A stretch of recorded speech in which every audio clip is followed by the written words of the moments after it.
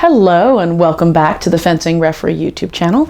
My name is Lisa Campi-Sapri and I can be found on thefencingref.com right here, the Fencing Referee YouTube channel. We've got a playlist, find that and subscribe of course. And I can also be found on the Fencing Referee on Facebook. Today I am dramatically calling this module to card or not to card.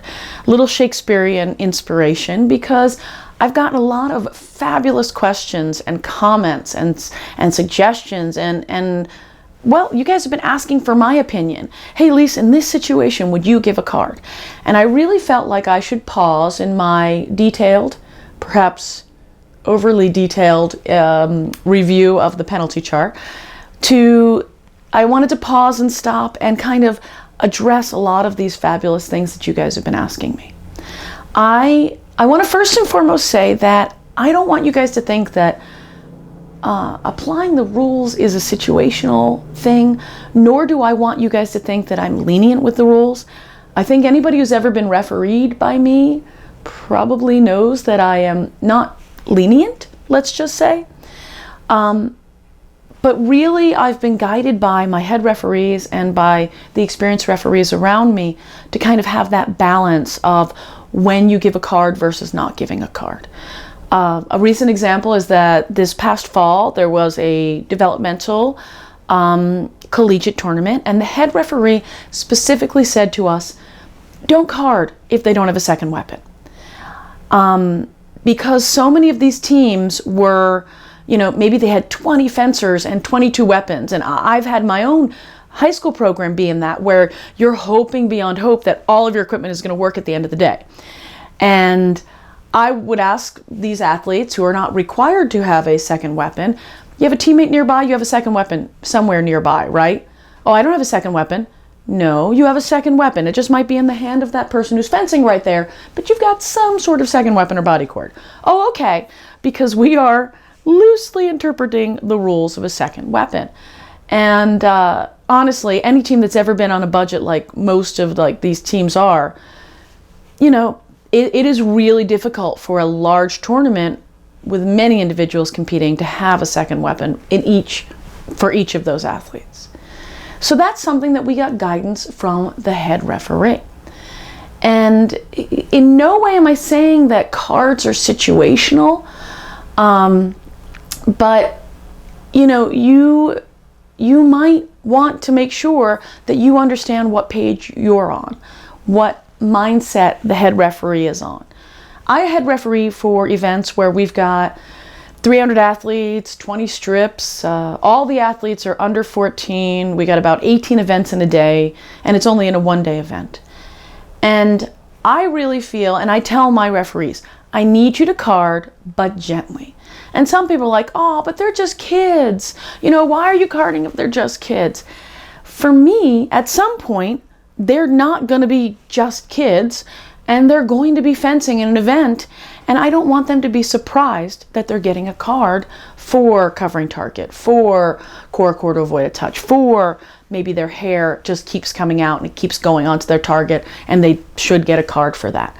So I try to tell my referees that tell the fencers before the bout, before the whole pool starts, in that roll call, learning module 6 and some stuff in learning module 8, starting a pool or habits and routines. Start that pool saying, hey, I need your hair off your target. I need your hair to be safe, because like a big ponytail, a big braid, a tip could get caught in épée. I want that behind. Make sure you know that covering is a violation of the rules, and if you do this, you're going to get a card. Talk to your athletes before that pool starts, because that's going to set the tone so that they know that you might be gentle about applying the rules, but that you're going to apply the rules. An interesting thing that happens in my experience is that sometimes the fencers at the same time, sometimes they almost violate the same rule. The classic thing, and I'll step back to show you, is they come in and they cover target and remise. Maybe an off target happens before they both cover target, but you could say to them, especially if it's early and about, like the second, third action, you're early and about, you both are very close to covering target. The next time one of you covers, I'm going to issue cards. And this is a great way to remind people of the rules without having to issue a card, because a lot of times there's a synergy that happens where two fencers almost cause core to avoid a touch. And you can say something like, ladies, there was almost core to avoid a touch. Do you guys understand that rule? Okay, good. Next time there's core to avoid a touch, I'm going to issue a card. And we've talked about this with the bunny fencer. Sometimes it's hard to see who caused the core to avoid a touch. Somebody closed distance to create a stop in the action, and they created body contact to make a halt happen so that no touch would happen. Well, core to avoid a touch is a violation of the rules. Sometimes it's so hard to tell who did it that the first time it happens, you can say, look, somebody did it, next time's a card. Your head referee may say no. Anytime there's a violation of the rules, give a card. That's what your head referee says. That's what you've got to do. Some head referees will do the but they're kids thing. So they might want you to give a verbal warning and then a card. But you've got to realize that you're the one who's making an even playing field for both athletes. One time, I think the only time I've ever given a card for hair on the target was a young lady who, no kidding, 7 times in a 15 touch bout, I had told her that her hair, she would put it up and vloop, it'd come right down. Up, vloop. And when it got to the 7th time, I said, the next time it comes down, you're going to get a card. And vloop, it came down. Now, I wasn't a super mean lady. I did walk up to her and I said, well, I've had long hair in my life. I'm going to help you fix this. I have 2 hair ties in my hair, and a lot of times I've got a third one in there. I have taken my hair tie out of my hair, walked over to the athlete and helped them so that I don't have to give a card. Because these kind of things that I'm talking about of communicating with athletes, they can prevent a lot of cards from happening, but you've got to be giving clear communication. Similar thing has happened to me with curve of the blade, excessive curve of the blade. There was a young man who kept straightening the blade, and he'd get on guard and it was fine, and then he'd do a touch, whether it was off target or on, and he had to keep straightening his blade, keep straightening his blade, keep straightening his blade. You can't give a card for hair on the target or for excessive bend in the blade unless you are about to start the action. So on guard, ready. If you're about to say fence, that's when you can issue that card. You can't issue a card for excessive bend in the blade unless you are about to initiate the bout, unless you're about to start that clock. That's when you can give that card. So for me, I think I've given the card for excessive bend in the blade very rarely, and it was one of those instances where I'd recommended to the athlete, look, this blade is just too bent for right now. You could probably get a wrench and help it, but it's causing a delay in the bout. Change it.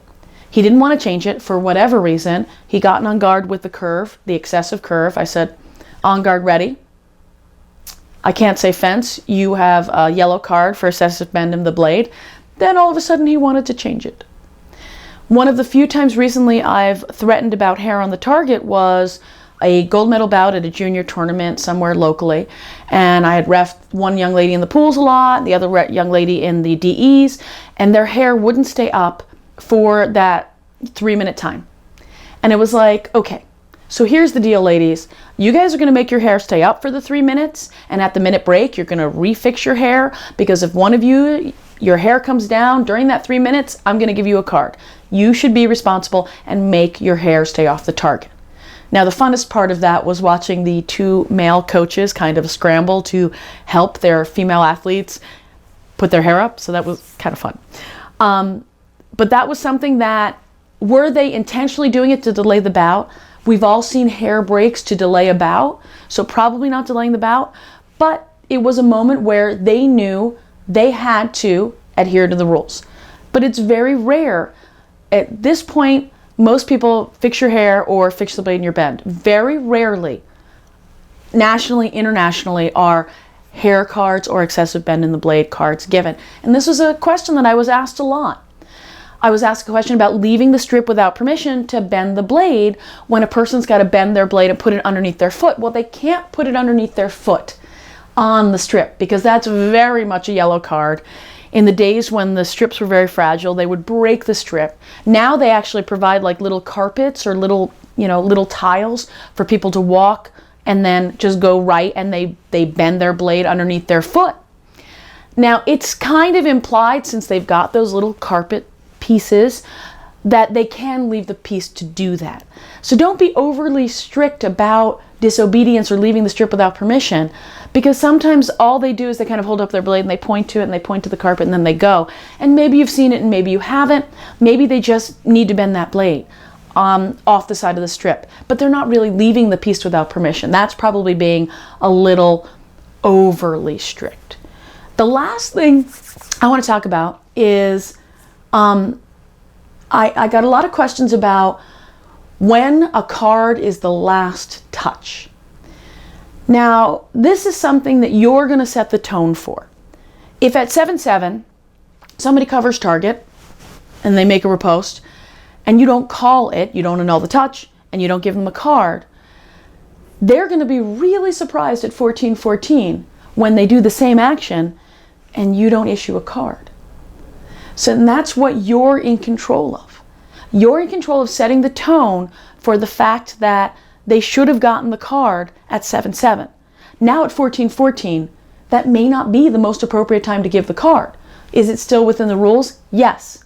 If you don't give the card, is the opposing coach and athlete going to be very upset with you for not giving the card? Yes. But he or she should have been upset with you at 7-7. So the answer is that if it's good for the first touch, it's good for the last touch. Or in this case, if it's good for the 7th or 8th touch, it's good for the last touch. There was a very famous tennis match where a person got a foot fault and it ended up, that being the last point in the championship. And I don't get upset with referees because I have a lot of compassion for referees, right? But what I was upset with this referee was for not giving the foot faults that happened early in the match. Because you can't selectively decide, this is the moment I'm going to apply the rules.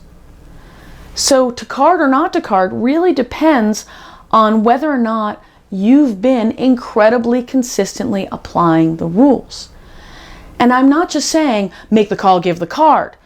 Really the context, the concept of if it's good for the first touch, it's good for the last touch, is something even high-level coaches sometimes need to hear. Especially if you've given a card at 7-7, for example. Giving that card at 14-14 is not going to be a surprise. It's going to be something that they expect and will respect you for doing. So the answer of to card or not to card really depends on the leadership in place, the tone of the tournament. Ask questions of experienced refs. Ask questions of your head referee. And ask questions and comments here. I want to know what you want to learn. I hope I've addressed some of your questions, and I hope that you will continue on your journey of becoming a better referee. Thank you so much for watching. Don't forget to subscribe, and don't forget to keep telling me what you need to know to get better. Thanks so much.